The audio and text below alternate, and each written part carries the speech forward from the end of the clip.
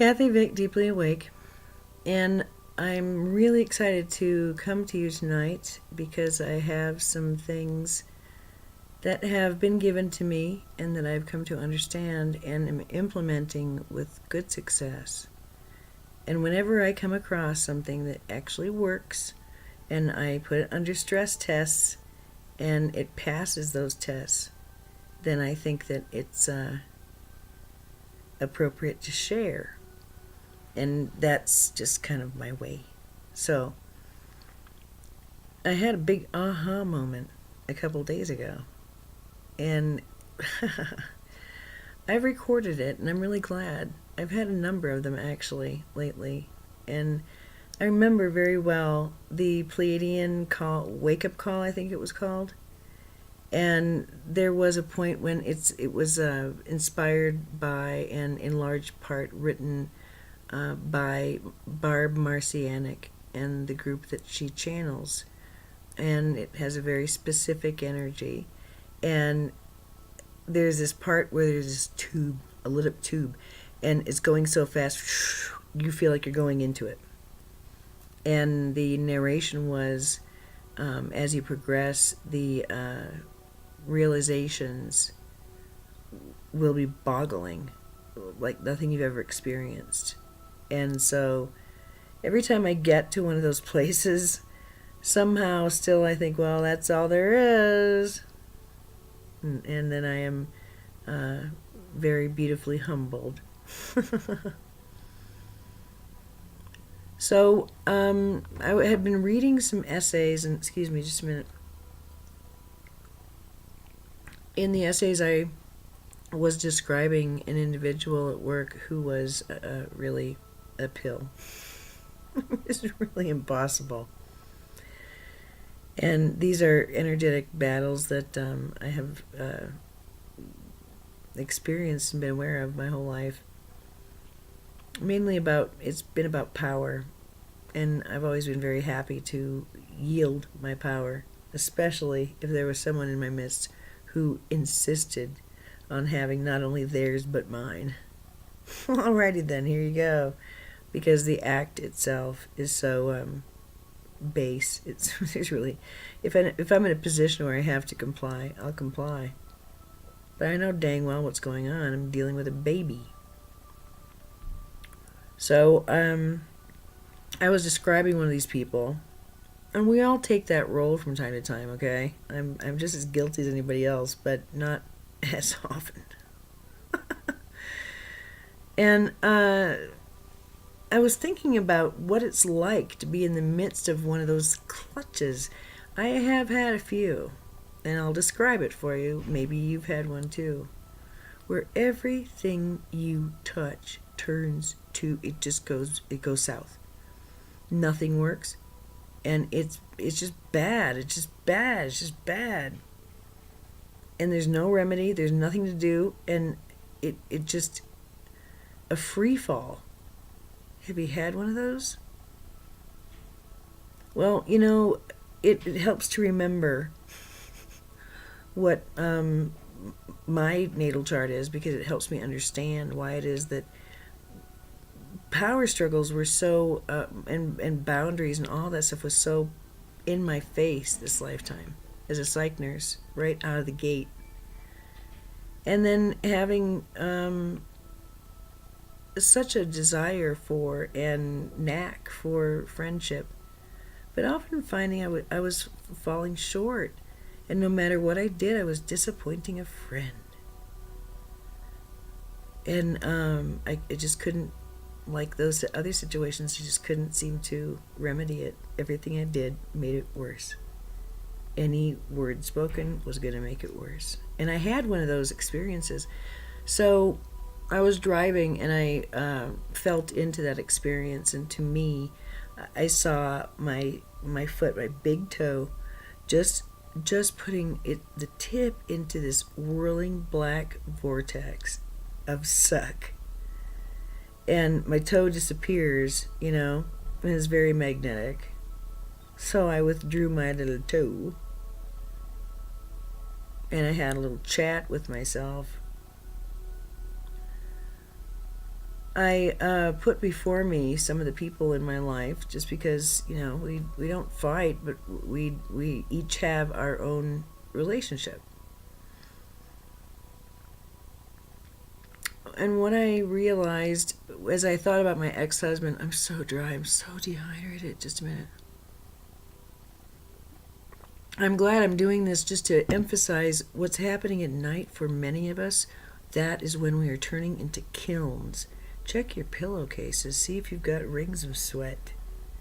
You may be absolutely unaware of what's happening, but consider increasing your water source. And if you get as dry as you're clacking like I am right now,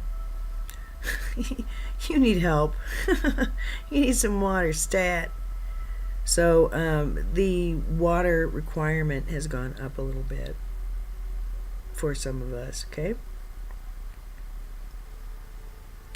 So this self and other has been in my face, and emotional incontinence, and being able to be a big, big soul. I was a big soul, especially when I was a hospice nurse. But when I thought about my ex-husband, I realized, there's only certain things that he expects of me. And he sees me in a way that is foreign to me and causes trouble. And that's when it hit me. That each person in my life, it was first my ex and then other people, they have a narrative for me based on their understanding of me, what I've told them, what I've omitted, what we've done, and what they can sense. They have a narrative. And my ex-husband's, well, that's not a very nice narrative. And that's why I talk about, I really enjoy when I'm in a position where I know the only thing that is going to solve this is for them to realize they completely underestimated me. And I'll make them aware of how foolish they've been and how mean-spirited, not letting me be me. But it'll take time. And I have people like that in my life, don't you? They have a narrative of what you're supposed to do, what you're not supposed to do, where you're supposed to go, where you're not supposed to go, and how it's supposed to go for you. I've noticed. I don't have that feature. It's just absent in me. I know everything can turn on a dime, and I know the freedom with which I have lived and the relative independence with which I have lived is simply a preference. It's a preference, and it's luck of the draw. It's karma, and it was my path. So I realize that what solves this, because really, if you think about it, if the people who you are close with each have a narrative for you, and if they're an intimate, if you've let them be, soul to soul and mind to mind and skin to skin, I would hope that the narratives match. What I'm finding is that the people who really insist and persist in arguing are the ones who are insisting about my narrative, or, that's where problems come. And that happens, when maybe somebody who has a pastime or a way of doing things that you really don't agree with. They're just not okay. Well, it kind of turns into a blind spot, and they're not let in, and you're not let in, and that's how that goes. And you know, there are places that are not touchable by humankind within each of us. But I'm of the belief that it is wonderful, creative, and helpful to speak. And it's been fun to make friends with people who are so very verbal. I don't feel any shame about speaking. And I still have a little bit of that, but not so much. It's nice. And I've just been able to notice things more easily and readily and stand as something bigger. That's the thing. It's why I come. Because before, it was very hard for me to know, well, am I the wife or the ex-wife? Am I the nurse? Am I the writer? Who or what am I? And my oh my, pick a pursuit or an interest, and we'll probably be able to have a very lovely conversation. And that's a wonderful thing. But you know what? It's funny. I needed to put some identity papers away. And so I got out my little cool leather identity paper thingy-do. And there's a piece of paper in there, along with birth certificates and passports and old IDs. I read it this morning, and every time I've read it, I don't know where it came from. I think that it was, I channeled it. I think that they were having a talking to with me. And I've never been able to grok it until now. It says, knowledge does not equal power. Action equals power. And on this side, or you know, that kind of thing, it's not so much the bad behavior. It's the good that was left undone. That's the thing. And that's really hit home in a brand new way. Because that implies a great amount of responsibility, doesn't it?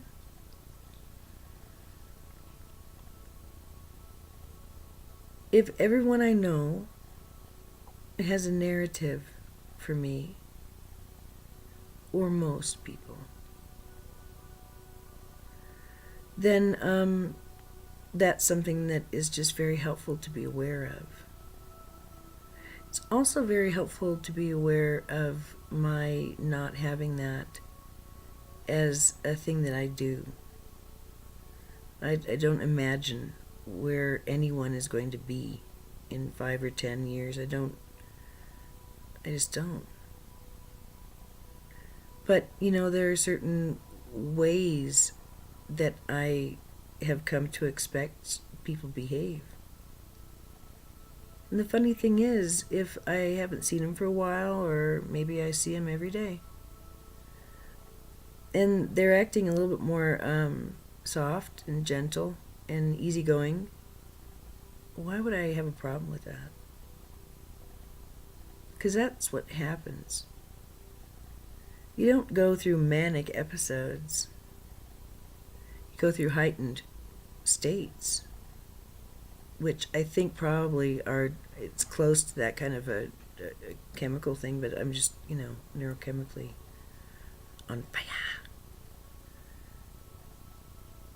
But, you know, it's like, now I'm aware of who I am. I keep seeing my new natal chart, you see. And it gives me peace. It makes me feel balanced and greeted and whole and acknowledged. I love the qualities of that new natal chart, and it still is tricky to me exactly how this is done. But at the moment, how I see it is my old natal chart I think of it as a ukulele or a banjo circle, and then there's these lines. Yeah, Sun and Chiron and Mercury retrograde in Pisces in the 7th house, looking into the 1st house.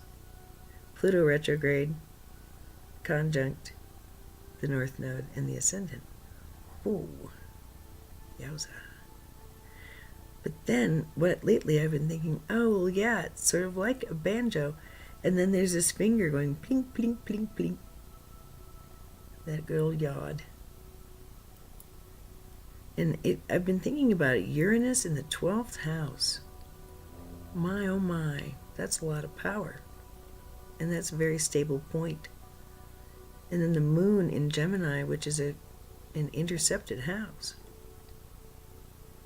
And these bubbly, I'm on display. I love the way I am, blah, blah, blah, all that stuff is fed down into the point of Saturn in Capricorn at 25 degrees. And once again to Jupiter, 26th degree. Oh my. For me, the way out was through. It was using this beautiful energy of Uranus in the 12th house of expansion and shocks and all that plutonic energy. Ooh, self another, self another, self another. Good and bad, right and wrong. Perverted and chaste. It's all up for grabs. All of it. Had to be. I was going to be a really good writer. And this Leo, Uranus, 12th house.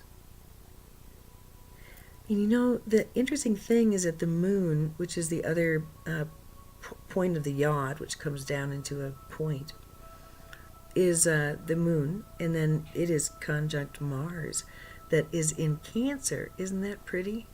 I'm certainly glad it wasn't in Gemini. So that's a very nice feature, I think.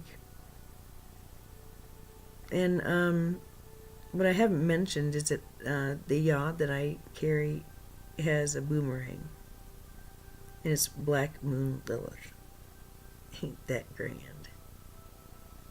And once I realized that really the stabilizing factors in my life were the esoteric and metaphysical and spiritual and soulic.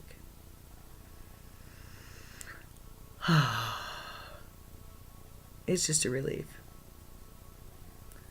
And to stand, in the stairwell, taking a breath as I was walking up the stairs, and remember, right now, in the here and now, what happened to me in that casino, the writing I've done, my nursing practice,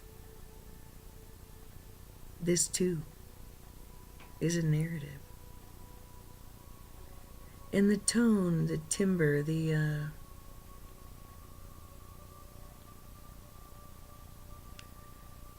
voice has changed.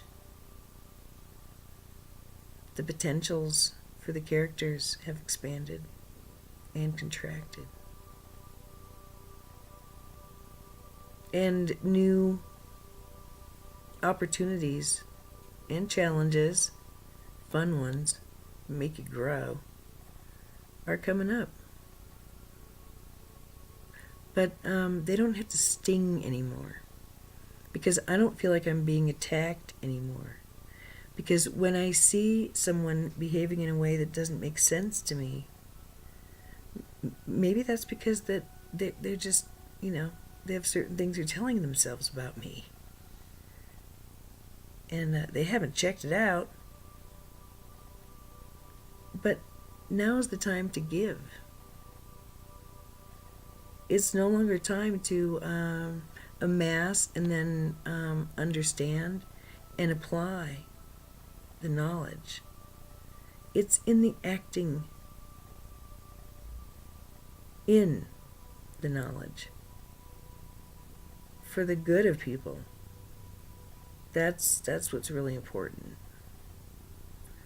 So I have been very selfish and self-oriented with the writing. I had a project. I'm writing. Shh, don't bother me. And Sam was very compliant.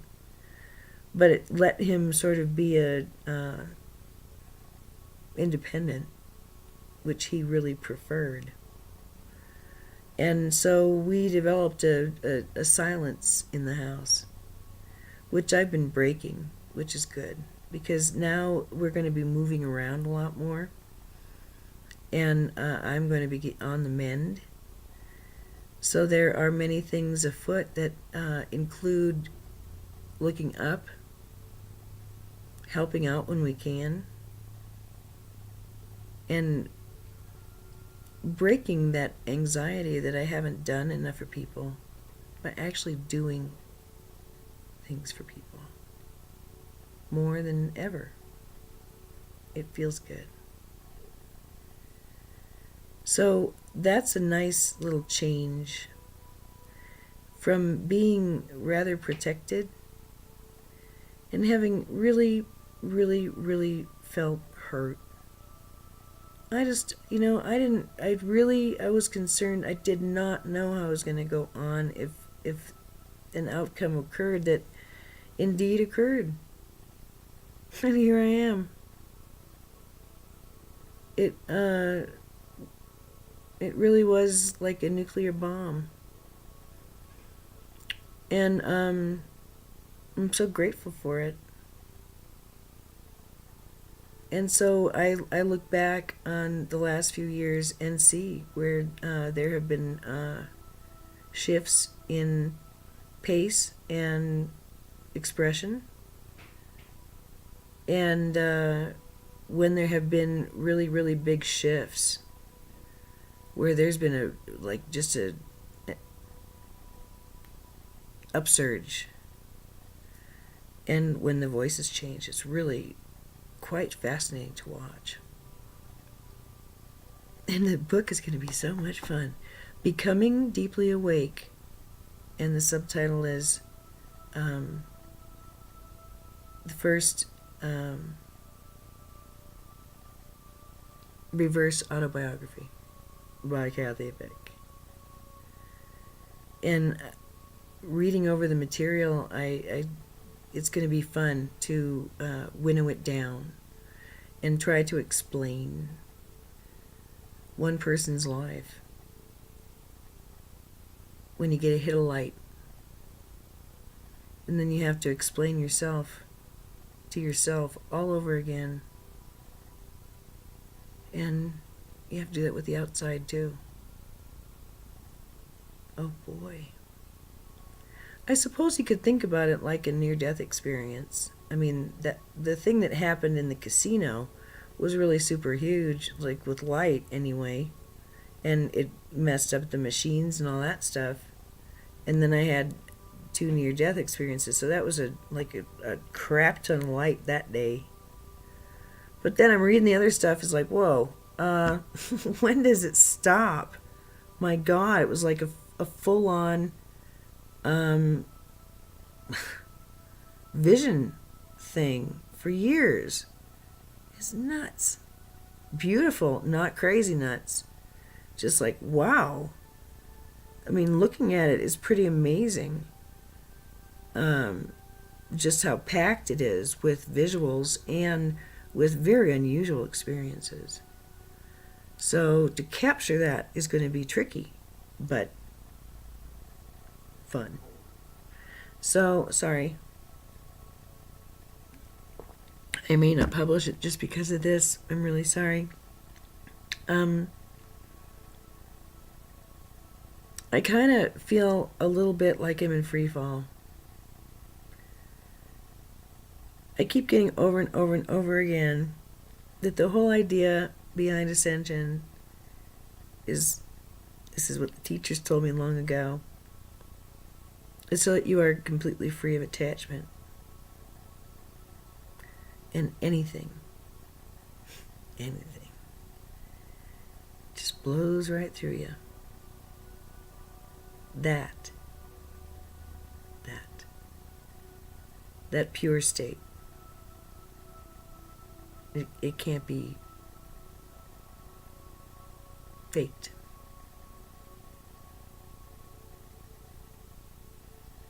When you look inside and all you can see is miles and miles and miles of white light.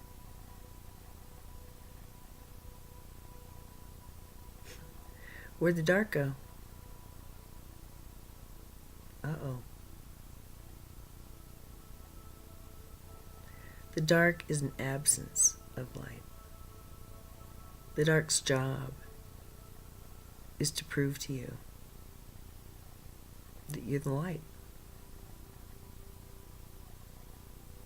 It's to trick you. And if you hand over your power to it, well then, it can do a lot with that.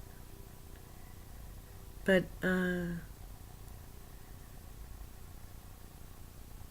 there's a voice. Listening to it comes at a cost socially. It can come at a cost in your family, with your peers. I never minded. So that's sort of been my path. And that's kind of why I feel a bit weird monetizing it.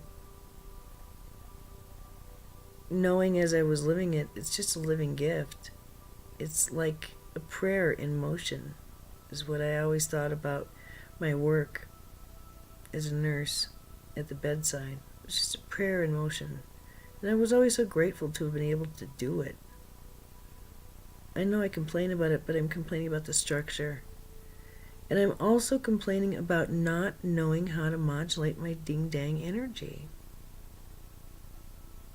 Sure, it is about, other people and stuff like that. But I want to revisit a meditation to close, it was a straight up vision I had sitting in my bed at the very beginning, like in April. All right, so I was using my pineal and this apparatus here to look at my heart. And then having my heart look at my face and my apparatus. And they were talking. And then I looked up. And I saw a mirror. But the mirror was in long, irregularly shaped shards that were all together, that moved. And I didn't know what was going on. I mean, I was looking at my heart. And I look up and I see this thing. And I wasn't that familiar with my face at that point. And then I noticed when I moved, it moved. And I saw the features and I realized, that's me.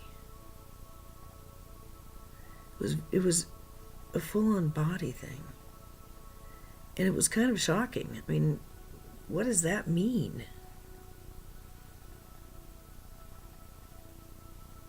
I'll tell you in a minute, but the next day in the morning time, I was greeted with a very beautiful vision. I was in space, and I saw this, I've talked about this, I saw this silver blob. And as I got closer and closer, it was humongous. It was just like mind-bogglingly big. But it had arms and legs and a face and hair. And just like that other one with the mirror shards, I understood. That's me. And those two things are, I think, nice things to give away now and then. Because what I've come to understand about the shards they're the narratives. They're me being told through someone else's eyes and mouth experience. And there are some who are able to have mutual, like, harmonically really resonant relationships with me. That's not what I'm saying. I'm aware of energy, and I can feel mismatches, and now I understand why, what the mismatches are. You know how that's soothed? Unexpected generosity and kindness. Simple gentleness. Meekness. I won't present myself to a beating. I will not. And some people have taught me the most advantageous way to approach them. And so many people, I don't know if I even know all that well, or even if they know me all that well. In the end, it's about their presence. Oftentimes, just their presence and their kindness. Oh my, there's nothing finer than that. That's healing.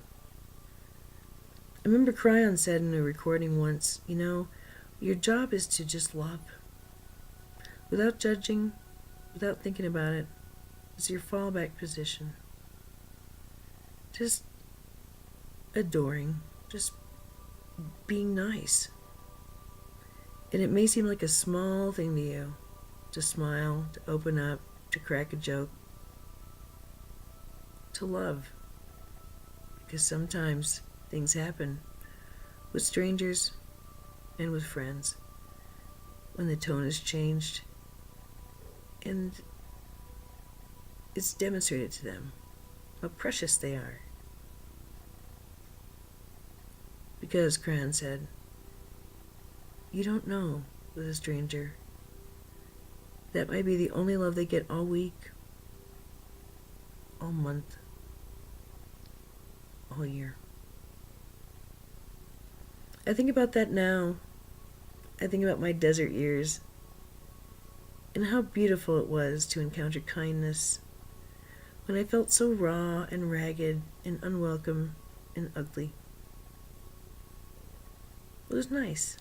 It healed me again and again. So, I have a lot of knowledge, but that's not power. Action is power. And I was not in a position where I was loud. It wasn't appropriate. And you know, I'm grounded, man. I can't barely walk. So it is what it is. Full stop. Reorganize. And then hit the ground running. So, in the meantime, I greet you from a place of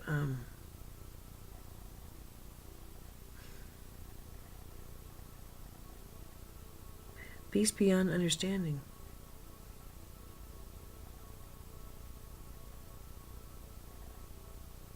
More peace than I had prayed for. Because in praying, I didn't think that this was possible.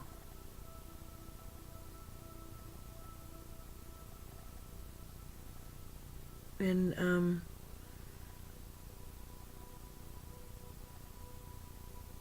I have no sweetheart.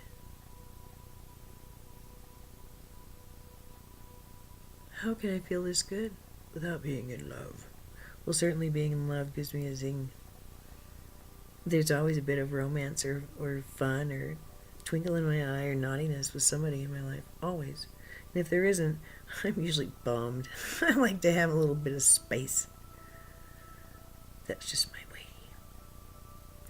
And how wonderful to find people who understand, who appreciate it, and who egg me on to be more of myself.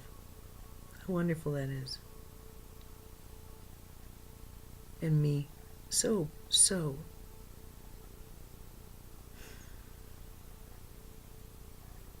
in the end,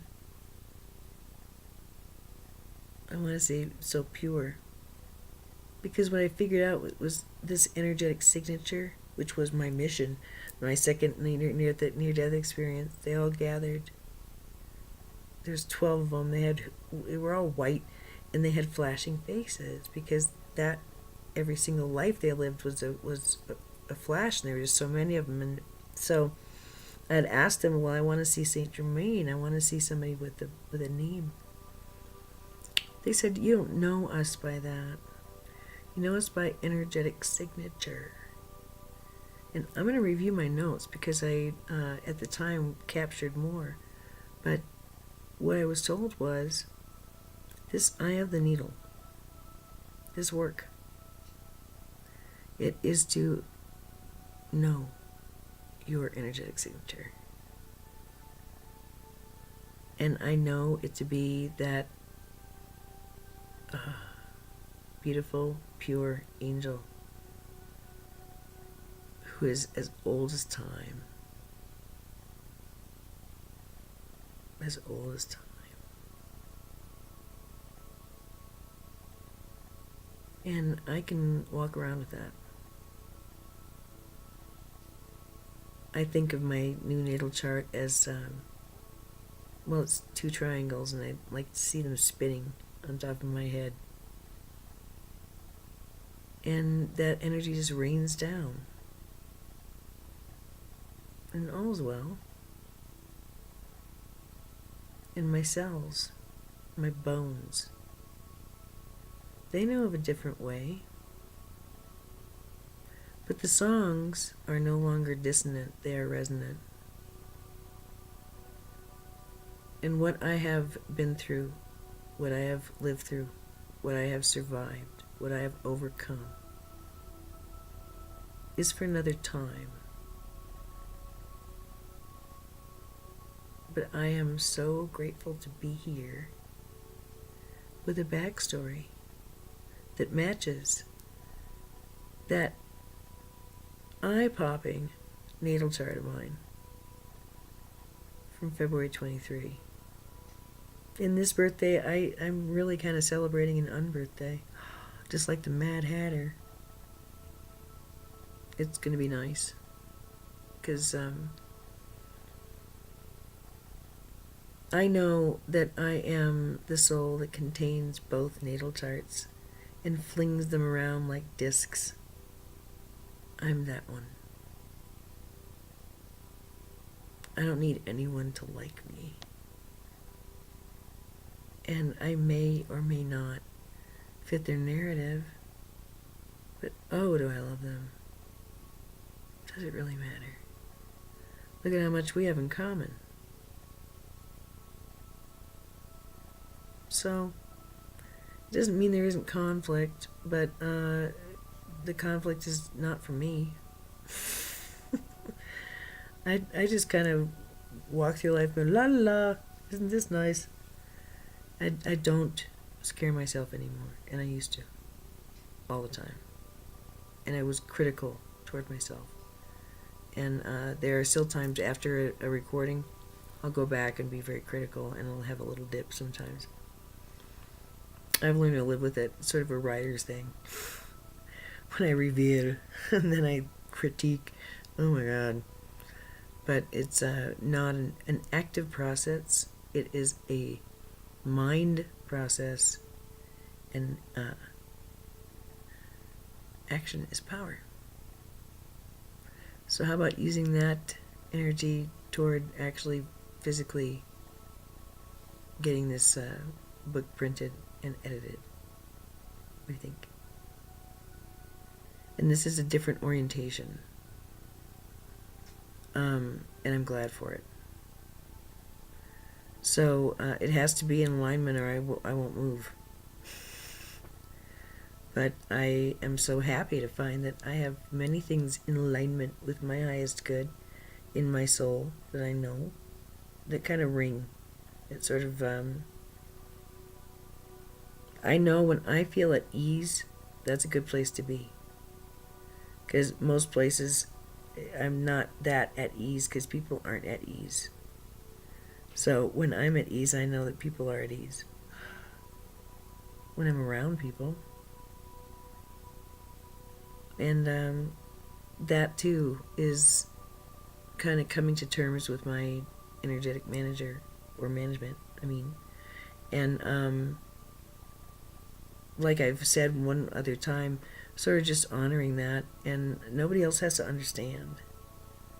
But there are times when I just can't hack it. It's too loud or too whatever, and I gotta leave. Or I'm in a conversation, I check out, and that's just how I roll. And to be in a place where all of that is okay. I bring this to you because I think that I was mean to myself with my own narrative. And it's not that everyone else has a narrative, which are, reflections of me or projections of me, but I have my own. And before, my narrative was everybody else's. The strongest one in the room, the loudest, the meanest, the scariest. So, is that fear-based? Yeah, I would say so. But as this process continued, and as I got more comfortable, I realized that this soul of mine is who and what I am,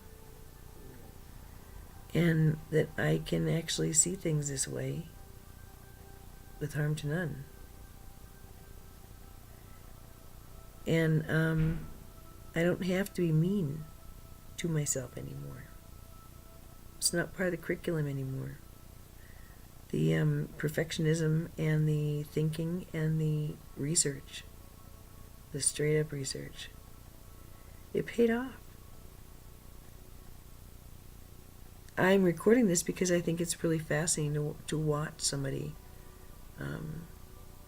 shed a lifetime, come to terms with it. And as I've always known since I was a child, stepping into another reality is just, it's just how it is. And I have known this since I was a kid. A twin life. Well, with that great conjunction and the yod and stuff, makes me think that there is a life that was highly restricted and really full of breaking the patriarchy. And then there's this other life that's so expanded and so full of la-la. And that's my springboard into my second natal chart from an event that happened in April of 2012. So I hope that I didn't skip around too much, and I hope that I didn't have too loose of association. I hope that this is presented in a way that helps you understand that perhaps there can be peace by simply realizing that there are some things you're never going to change because it's their narrative of you. And look at how much time you've spent negotiating and arguing and bargaining and begging and seducing instead of just facing it. They can't see you. They have their own thing. Well, if you like it, you stick with it. If you don't, you change it by bringing it up. And that's breaking the spell, dang it. That's no fun. Oh my, I've gone far. Huh. I'm pleased with my work. That's very good. And, this is as blended as it gets.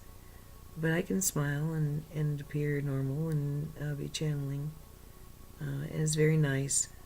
I think that's why you see the eyes at half-mast sometimes, because this is as pure from my heart as it could be, and it felt very urgent that I sit down and tell you these things.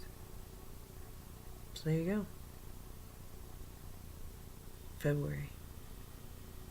Oh, I feel so good about 2018. I can't wait. And May 25 is a big one. May 26th. So many things to look forward to. So many things that have already happened. Oh my. So I'll keep in my center, in my core. I'll remember about whales and that they look slimy and weird, but then you look into their eye and it's quite a different matter. And to stay within that eye, stay in the core, that center of love,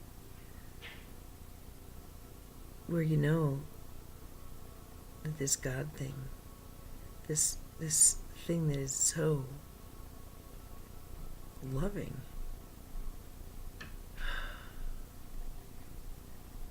is in your breath.